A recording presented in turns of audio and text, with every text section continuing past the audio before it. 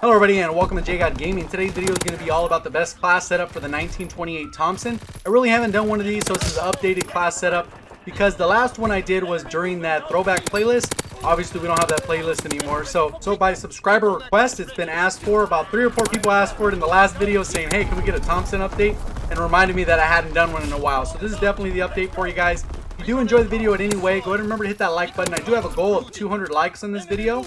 And then if you are new to the channel, just to give you kind of a heads up on some of the content I cover Call of Duty news, updates, give you best class setup, tips and tricks on how to improve, and then also subscriber breakdowns. Right there I just died one off a V2 rocket using this specific class setup on shipment without hunker or armored. So a lot of times you can just play smart and you will be able to avoid those nades. I talk about that a little bit in my gameplay since I am not running armored or hunkered because I need that extra ammo from Expeditionary. I also run a double bouncing Betty or S-mine, and then I run those tactical flashbangs. The reason why I run double S-mine is because a lot of times teammates will not cover your back, and for the most part I trust a S-mine over a teammate any day, especially since if someone gets hit by it, and even if they have a hunker or armored, it's going to give you a little bit of directional information of where your opponents are. So let's get a little bit into the class setup. I'm running suppressor. I know that sounds kind of odd for this weapon, but I'm pretty much running suppressor on all my SMGs from now on. And that's just because I've adapted the playstyle to fit how an SMG works. Look at this sick play right here. I'm able to come out of this. I wish I had enough ammo or a teammate that can kill this guy before I end up dying. But I'm actually using extended mag, suppressor, and I'm using a grip because this gun has some crazy recoil. So if you are new to the channel, what I typically like to do for the second half of the video, once I've kind of talked about the best class setup, give you kind of an idea of what the weapon is all about, then I transition to a gameplay breakdown where I actually explain step by step how do I utilize the weapon and what are my thought process, because every weapon has its own characteristics. The fact that I chose to go with a suppressor over another attachment like rapid fire or advanced rifling is going to determine how I navigate the map. Obviously if I chose that class setup, I'm going to modify it slightly because there's certain things you can and can't do when you have a suppressor. So what you're going to notice is that I like to try and flank around route, because then you can get into gunfights that where it's only one-sided. You're getting all the shots in, and then the enemy team has nothing to do. So right here I take this guy out, and I'm shooting this guy. I don't get any hit markers, so I decide to run away. Hopefully the teammate will finish him off and I get the assist. But at the end of the day, what I'm trying to do is really gain that map control, rotate out to this backside, and then really kind of lock it down. I don't have any more bouncy betties or S-mines to put down, or else I would have placed them at that area so that I can cut off people as they come around. Looks like I'm losing teammates. I'm down people because there's really only one of my teammates on the mini-map.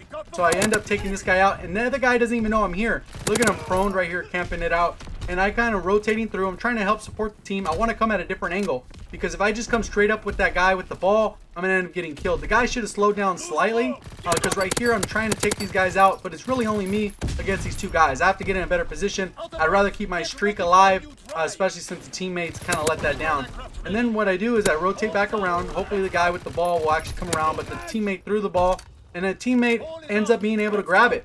They were pushed out far enough that the guy can actually run the ball in, but he ends up going the wrong route. I don't know if he's waiting for me, but I'm covering the flank, and then there's other people running around. So it kind of gets really close there. I take that guy out, and then I end up getting swarmed by 2 people. You can see the gun, especially in the opening clips as well as through the gameplay. It melts. You just got to make sure you're very accurate. If you hold that trigger too long, you will start missing shots. So burst firing in short bursts of 10 to 12 shots is ideal. If you go more than that, the recoil will get a little bit out of hand. Right here again, I'm still pushing forward. End up missing some shots on that guy. I think I'm just a hair behind him on the actual aim assist. You can see we're down people. We're 4 to 5, and then eventually you'll see that ends up being a theme. They do add people to my team, but then they end up leaving. So we end up kind of getting in a bad position, because even though we're down, we're actually up because the map control has been there. I take these guys out from behind and allows me to control this side of the map. Hopefully the teammate will be able to run straight through. I already know that we're pretty good there. I don't know why he threw the ball when I'm already sitting there, and I'm not positioned to run it in. I'm actually trying to maintain that map control, rotate back around. Obviously when you play this type of objective mode, there's really 2 factors. It's map control and a numbers game. So right now, if someone's running the ball, we need someone to be able to kill. You can't just run with the ball, and you can't just be killing people. Ideally, you need both to be there right at the same time, so that the guy with the gun can kill the people that are trying to shoot the ball carrier, and then really position so that the whole team pushes all at once. That's what happened the first time we got that actual score. This guy tries to throw out the ball at me. I'm a little slick. I strafe to the side, take him out. And then you can see another guy comes around. We do have the numbers right here. So I go ahead and start grabbing the ball, and then I decide I want to push this way, and I decided to throw the ball because I'm in a bad position. There's no teammates around me. I'm really trying to push the objective. Ideally, I wanted to kill that guy. He would drop the ball, and then I'd go run it in. My teammate is right there, but I'm rotating back and forth, really trying to hold this side of the map so that my teammates can push forward. We do have the ball right here. I want to cover my teammate, and he ends up getting killed right there. Even though there's 2 more teammates right there, come around, the guy decides he's going to run the ball with the opposite direction. So I decide I want to push that way as well. But overall, you can see I'm keeping those engagements very close. At this point, since we're down people, I'm really trying to have an effort to maintain this map control. I end up shooting that guy. We ran right past each other, didn't even look the other way. But I really want those streaks so I can actually get a little bit of help on the map control. Because once I call paratroopers, I get a ball turret gunner, it's going to allow the spawns to basically be controlled the entire time. Guy with the shield, I come through, end up taking, and then it's like no one's on this side when I'm on this side of the map. When I go to the other side to push, no one's on the other side. Luckily, I was able to get those paratroopers so we can at least get a little bit of map control. Trying to cut off the middle map so my teammates can run through, and you can see they finally connected someone to the lobby, so hopefully they'll be on my team so we're not outnumbered even more. And that's what it comes down to, a lot of map control. You can only do so much when you only have 3 or 4 people in the lobby. Right here, I thought I was going to get hit by flames. I decided to drop a bouncing Betty. A little bit of bad timing there on my part. I should have really been pre-aiming and looking at that doorway, and I would have got that kill. You can see my paratroopers are starting to go off. We are gaining that map control, even though there's a handful of us. The guy is running the ball in, so he's able to get that score. And my paratroopers right here. Look at the feed from those paratroopers. So obviously, when you run that blitzkrieg, get those extra paratroopers, it will help you when you're down people. Imagine if we had a full team of 6 people on my team, not necessarily partied up, just 6 people in general. It would have been nice. But unfortunately, that's not always the case in these types of things. Especially when I play Gridiron, they're not really filling up as quickly as they should. But at the end of the day, I don't really have much control over that. I got to control what I can. You see they keep adding people and dropping people from the lobby. I don't know why people get kind of upset. You can see they added the guy, and my paratrooper killed him. So obviously he was on the enemy team. So right here, we're still outnumbered, but the paratroopers are allowing us to at least maintain that map control.